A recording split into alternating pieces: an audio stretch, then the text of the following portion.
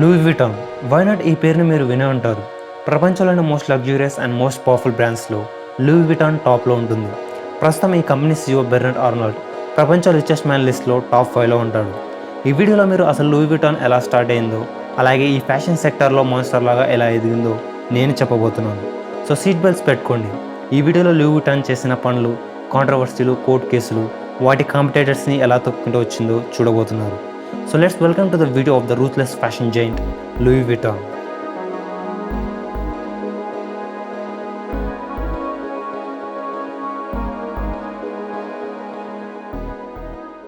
Louis Vuitton ఫ్రాన్స్లోని యాంకై అనే చిన్న పల్లెటూరులో 1821 జన్మించాడు. వాళ్ళ నాన్న ఎగ్జేవియర్ ఒక ఫార్మర్. సో ఆ చిన్న పల్లెటూరులో వీళ్ళకి ఎలక్ట్రిసిటీ కానీ తాగడానికి నీళ్లు కూడా సరిగ్గా లభించేవి కావు. వాళ్ళ అమ్మ కోరిన్ వాళ్ళ కోసం హ్యాట్స్ని చేసి అమ్మేది. కానీ లూయి విటాన్ ఫ్యామిలీ ఫైనాన్షియల్గా చాలా ఇబ్బందులు పడుతూనే ఉంది. లూయి విటాన్ వాళ్ళ జీవనం కోసం అలాగే తిండి కోసం తాను స్కూల్కి వెళ్లకుండా వాళ్ళ నాన్న ఫామ్లో పనిచేసేవాడు. బికాస్ లూయి విటాన్ వాళ్ళ ఫ్యామిలీ దగ్గర తనను చదివించేంత స్తోమత లేదు. ఇలా లూయి విటాన్ యొక్క ఫ్యూచర్ ఎవరు ఊహించని ఒక మలుపు తిరిగింది. తనకు 10 years ఉన్నప్పుడు వాళ్ళ అమ్మ చనిపోయింది. సో లూయి విటాన్ వాళ్ళ నాన్న వెంటనే మరో పెళ్లి చేసుకున్నాడు. బట్ వచ్చిన తన సౌతి తల్లితో లూయి విటాన్కి పడేది కాదు. కొన్నిసార్లు వీరిద్దరు గొడవలు కూడా పడేవాళ్ళు. సో తన సౌతి తల్లి దెబ్బకు లూయి విటాన్ డిసైడ్ అయ్యాడు ఇంటి నుంచి పారిపోవాలి అని. సో 13 ఏళ్ల వయసులో లూయి విటాన్ ఇంటి నుంచి పారిపోయాడు. ఇలా లూయి విటాన్ ఎలా అయినా సరే ప్యారిస్కి వెళ్ళి అక్కడే ఏదో ఒక పని చేసుకొని బ్రతకాలి అని అనుకున్నాడు.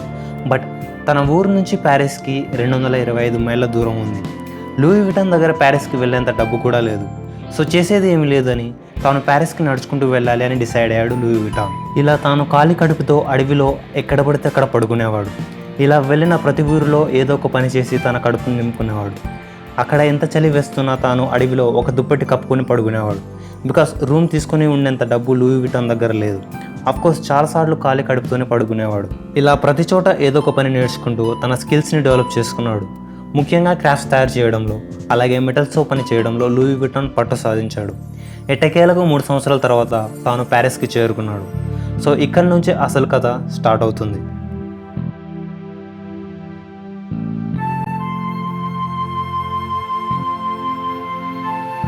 సో ఇలా ప్యారిస్కి చేరుకున్న తర్వాత లూయి విటాన్ అక్కడే ఒక బాక్స్ మేకర్గా పనిచేయడం మొదలుపెట్టాడు. సో ఆ టైంలో వాళ్ళ సూట్ కేసెస్ అలాగే లగేజ్ బాక్సెస్ కస్టమర్సే వాళ్ళకు నచ్చిన విధంగా చేయించుకునేవాళ్ళు, ముఖ్యంగా రిచ్ పీపుల్.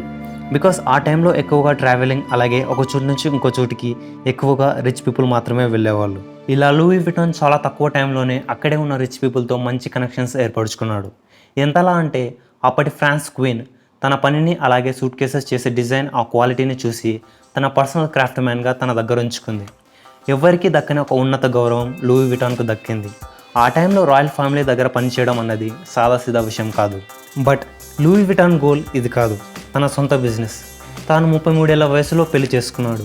సో అదే టైంలో తన దగ్గర ఉన్న సేవింగ్స్తో తన సొంత బిజినెస్ని స్టార్ట్ చేశాడు. ఇలా తన సొంత లగేజ్ ప్రోడక్ట్స్ని తానే సెల్ చేయడం మొదలుపెట్టాడు. మొదట్లో లగేజ్ బాక్సెస్ రౌండ్గా లెదర్తో చేసేవాళ్ళు. బట్ అవి ఒక చోటు నుంచి ఇంకో చోటుకి తరలించే టైంలో చాలా ఇబ్బందులు వచ్చేవి.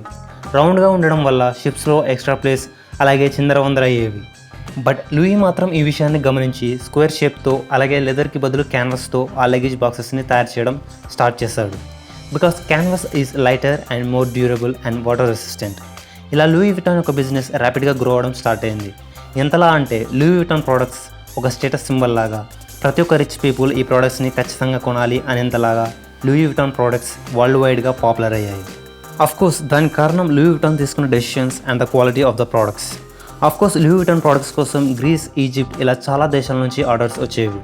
ఇలా లూయి విటాన్ 1959లో తనకు వచ్చిన ప్రాఫిట్తో 20 మంది క్రాఫ్ట్స్మెన్స్తో ప్యారిస్కి బయట తన బిజినెస్ని ఎక్స్పాండ్ చేయాలి అని దృష్టి పెట్టి ఒక షాప్ని ఓపెన్ చేశాడు. ఇలా అన్నీ బాగున్నాయి అన్న టైంలో మళ్ళీ లూయి విటాన్ జీవితంలోకి ఇంకో ట్రాజెడీ వచ్చింది. అదే ఫ్రాన్స్ ఇంకో దేశంతో యుద్ధం పెట్టుకుంది. దట్ మీన్స్ ఫ్రాన్స్ ఇప్పుడు యుద్ధంలో ఉంది అనమాట.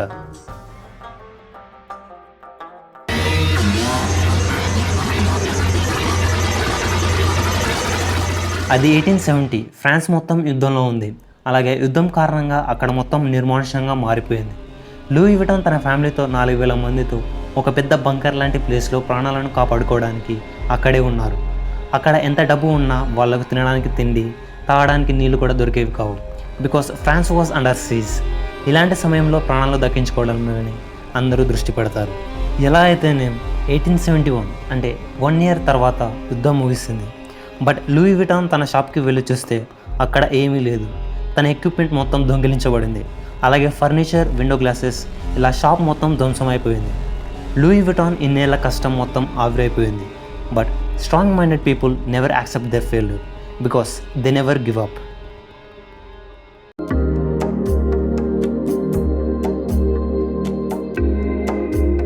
ఇలా లాస్ట్ తన దగ్గర మిగిలి ఉన్న సేవింగ్స్ని ఉపయోగించి మళ్ళీ తన బిజినెస్ని స్టార్ట్ చేశాడు Louis Vuitton. Good or bad, యుద్ధం కారణంగా లూయి విటాన్ బిజినెస్ చాలా దెబ్బతినింది. బట్ అదే యుద్ధం కారణంగా లూయి విటాన్ బిజినెస్ ఎన్నడూ ఊహించని విధంగా గ్రో అయింది. అది ఎలా అంటారా? వారి వల్ల చాలా బిజినెస్ ఏకంగా దివాలా తీశాయి. కొందరు వాళ్ళ షాప్ని తక్కువ ధరలకి అమ్మడం మొదలుపెట్టారు. సో లూయి విటాన్ ఇదే కరెక్ట్ టైం అని చెప్పి ప్యారిస్కి కరెక్ట్గా మధ్యలో అలాగే మంచి మంచి అరిస్టోక్రాటిక్ లొకేషన్స్లో తన షాప్ని ఓపెన్ చేశాడు. అరిస్టోక్రాటిక్ లొకేషన్స్ అని అంటే ఆ బిజినెస్ అలాగే ఎక్కువ పాపులారిటీ ఉండే ప్లేసెస్ లైక్ సిటీ సెంటర్ అలా అన్నమాట. సో ఇలా లూయి విటాన్ సరిగ్గా రైల్వే స్టేషన్కి అలాగే హోటల్కి మధ్య తన షాప్ని ఓపెన్ చేశాడు. సో వచ్చిన టూరిస్టులు హోటల్కి వెళ్ళే టైంలో ఖచ్చితంగా ఈ లూయి విటాన్ ప్రోడక్ట్స్ని కొంటారు. సో ఇలా లూయి విటాన్ ప్రజల దృష్టిలో ఒక మంచి లగ్జరీ ఫ్యాషన్ బ్రాండ్గా మంచి పేరు తెచ్చుకుంది. అఫ్కోర్స్ కాంపిటేటర్స్ లూయి విటాన్ లాగానే కాపీ కొట్టి తయారు చేసేవాళ్ళు. బట్ అందరూ వాటికన్నా నిజమైన హై క్వాలిటీ లూయి విటాన్ ప్రోడక్ట్స్ని కొనేవారు. ఇలా లూయి విటాన్ తనకు 70 years వచ్చే వరకు బ్రతికాడు. ఆ తర్వాత లూయి విటాన్ బిజినెస్ తన కొడుకైన జార్జ్ విటాన్ తీసుకున్నాడు. ఇలా జార్జ్ విటాన్ ఈ బిజినెస్ని గ్లోబల్ వైజ్గా ఎక్స్పాండ్ చేయడం మొదలుపెట్టాడు. లూయి విటాన్కి ఉన్న పాపులారిటీని చూసి చాలా బ్రాండ్స్ లూయి విటాన్ లాగానే ప్రోడక్ట్స్ చేసేవారు. సో ఇదే టైంలో జార్జ్ ఒక లోగోని డిజైన్ చేసి వాళ్ళ ప్రోడక్ట్స్ మీద ముద్రించడం స్టార్ట్ చేశాడు. అదే మనం ఇప్పుడు చూస్తున్న ఎల్వి మోనోగ్రామ్. సో దీనివల్ల కాంపిటేటర్ బ్రాండ్స్కి అలాగే లోగో చేయడం కష్టమయ్యేది. సో ఫేక్ లూయి విటాన్కి ట్రూ లూయి విటాన్కి తేడా కనిపెట్టొచ్చు. ఇలా లూయి విటాన్ 1900కి వచ్చేసరికి ఆ కంపెనీ దగ్గర 100 మంది క్రాఫ్ట్స్మెన్స్ పనిచేసేవాళ్ళు. అఫ్కోర్స్ వాళ్ళను ఎంతో కఠినంగా ట్రైన్ చేసిన తర్వాతే వాళ్ళకు జాబ్స్ ఇచ్చేవాళ్ళు. అఫ్కోర్స్ మనం చూస్తే ఇప్పటికి కూడా లూయి విటాన్లో జాబ్ చేసే వాళ్ళని 2 years ట్రైన్ అయిన తర్వాతే లూయి విటాన్లోకి చేర్చుకుంటారు. ఇంట్రెస్టింగ్ ఫ్యాక్ట్ ఏంటో తెలుసా? ఇప్పటికి కూడా లూయి విటాన్ వాళ్ళ ప్రోడక్ట్స్లో ఎలాంటి మిషనరీ ఉపయోగించి తయారు చేయదు. ఎస్, లూయి విటాన్ ప్రోడక్ట్స్ ఇప్పటికి కూడా చేతులతోనే అదే ట్రెడిషనల్ మెథడ్లోనే తయారు చేస్తారు. అందుకే లూయి విటాన్ ప్రోడక్ట్స్ అంత స్టైలిష్, స్ట్రాంగ్, ఎక్సలెంట్ షైనింగ్ లుక్తో ఉంటాయి. బికాస్ వాటిని తయారు చేసింది రోబోట్స్ కాదు, హ్యూమన్స్ వాళ్ళ చేతులతోనే తయారు చేశారు. సో 1925లో కోకో ఛానల్ అనే బ్రాండ్ ఒక హ్యాండ్ బ్యాగ్ని తయారు చేసింది, అదే ఆల్మా. సో ఆ టైంలో అది చాలా పాపులర్ అయింది. అక్కడున్న జనాలు కూడా ఆ హ్యాండ్ బ్యాగ్ని ఇష్టంగా కొనేవాళ్ళు. బికాస్ అప్పట్లో హ్యాండ్ బ్యాగ్స్ చాలా బల్కీగా ఉండేవి. But Coco Chanel handbag small and అదే టైం స్టైలిష్గా ఉంది. సో లూయి విటాన్ కూడా ఇలానే హ్యాండ్ బ్యాగ్స్ తయారు చేయాలి అని డిసైడ్ అయింది. So Louis Vuitton handbags దెబ్బకు కాంపిటేటివ్ బిజినెస్ మొత్తం డిస్టర్బ్ అయింది. అఫ్కోర్స్ ఈ బిజినెస్ అసలు ఊహించిన ప్రాఫిట్ కూడా తెచ్చిపెట్టింది.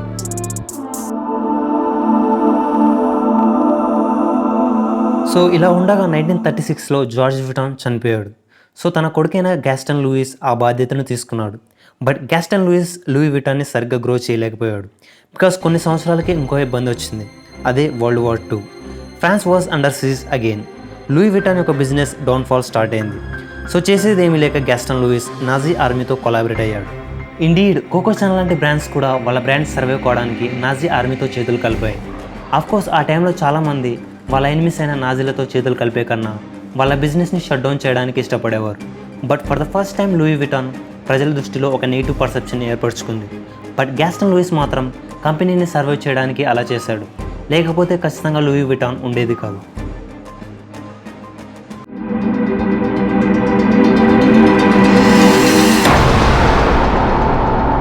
సో గ్యాస్టన్ చనిపోయిన తర్వాత తన కొడుకైన హెన్రీ ఈ కంపెనీని తీసుకున్నాడు.